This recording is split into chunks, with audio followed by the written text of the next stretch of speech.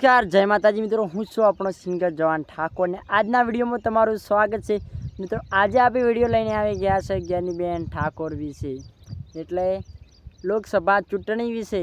તો મિત્રો તમને બધાને જણાવવાનું કે હાલમાં ચૂંટણીનો માહોલ ચાલુ હતો અને આ 4 તારીખે વોટિંગ ગણાવવાના છે અને ચૂંટણીમાં કોણ આવશે તમને કેવું લાગે છે?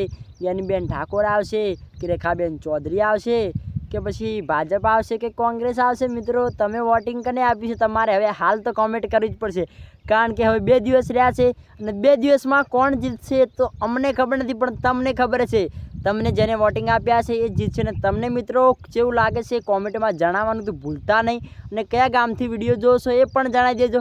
અને તમને કેવું લાગે છે આ ચૂંટણીમાં કોણ જીતશે? જ્ઞાનીબેન ઠાકોર જીતશે કે રેખાબેન ચૌધરી આવશે કે કોણ આવશે? મિત્રો તમને કેવું લાગે છે તો કોમેન્ટ કરી દેજો, અને તમે વોટિંગ કોને આપી છે મિત્રો એ પણ જણાવી લેજો। તો મિત્રો મારું તો એમ જ કહેવું કે તમે જેને વોટિંગ આપ્યું એને જ કોમેન્ટ કરજો, તમે પછી યાર ખોટું નહીં બોલતા, કારણ કે હું તો વોટિંગ નથી આપ્યું, મારું વોટિંગ આવ્યું નથી એટલે હું તો વોટિંગ આપ્યું નહોતું।